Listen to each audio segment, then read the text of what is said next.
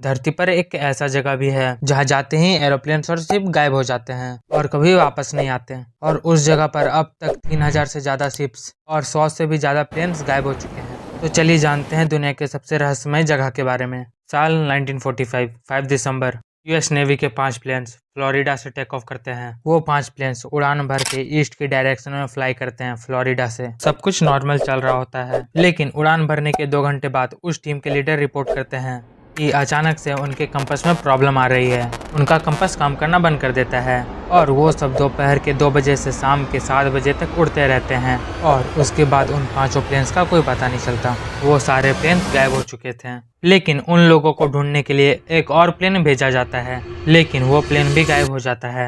उसके बाद उन लोगों को ढूंढने के लिए उस टाइम का सबसे बड़ा सर्च ऑपरेशन चलाया जाता है, पर कुछ भी हाथ नहीं लगता, ना ही किसी की बॉडी और ना ही एरोप्लेन का कोई टुकड़ा। और हैरान करने वाला बात तो ये था कि जिस एरिया में वो 6 प्लेन्स गायब हुए थे वो बरमुंडा ट्रायंगल्स था, जिसे हम डेविल्स ट्रायंगल के नाम से भी जानते हैं। कुछ और इंसिडेंट की बात करें तो और एक चौंका देने वाला इंसिडेंट हुआ था यूएस नेवी के उस समय के सबसे बड़े और सबसे तेज शिप के साथ। 4 मार्च 1918 को 300 लोगों के साथ वाशिंगटन के पास एक शहर है वेस्ट इंडीज बाल्टीमोर, वहां से ये शिप निकलता है ब्राजील की ओर। ये सफर पूरा करने में लगभग 9 दिन का समय लगना था। वो शिप निकलता है और शिप की तरफ से मैसेज आता है वेदर फेयर ऑल वेल, लेकिन वो जो मैसेज था वो आखिरी मैसेज था उस शिप की तरफ से। वो शिप निकला तो अच्छे से था, पर वो अपनी मंजिल तक कभी पहुंच नहीं पाया और इस इंसिडेंट ने सबको चौंका के रख दिया। और सब यही सोच रहे थे कि यूएस नेवी का सबसे बड़ा शिप ऐसे कैसे गायब हो गया। लेकिन अगर आपको ये घटना सुनने में मिस्टीरियस लग रहा है तो इससे भी ज्यादा खौफनाक है एलन ऑस्टिन की मिस्ट्री।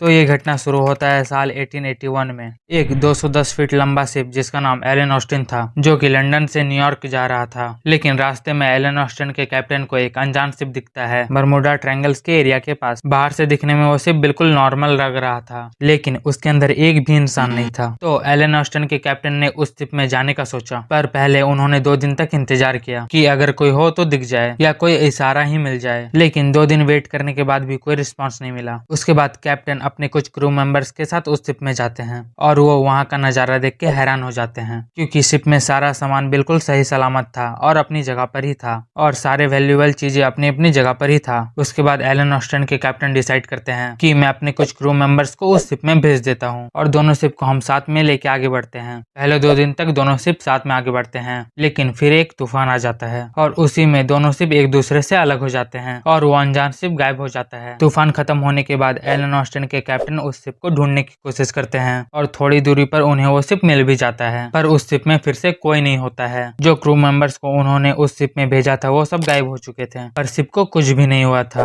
वो वैसा का वैसा ही था और सारा सामान भी अपनी जगह पर ही था। लेकिन एलन ऑस्टिन के कैप्टन ने फिर से उस शिप में अपने कुछ क्रू मेंबर्स को भेजा और वो फिर से जाने लगते हैं, लेकिन फिर से 2-3 दिन बाद फिर एक तूफान आता है और फिर से वही सब होता है। इस बार भी वो शिप अलग हो जाता है और फिर से शिप मिलने पर उस शिप में कोई नहीं होता है, फिर से सब गायब हो चुके थे। एलन ऑस्टिन के कैप्टन जब वापस लौटते हैं तो उसके ऑनर उसके कहानी को सुन के इतना डर जाते हैं कि वो उस शिप को ही बेच देते हैं। तो ये था बरमुंडा ट्रायंगल्स का कुछ इंसिडेंट। आई होप आपको ये वीडियो पसंद आया होगा। तो फिर मिलते हैं एक अलग टॉपिक के साथ।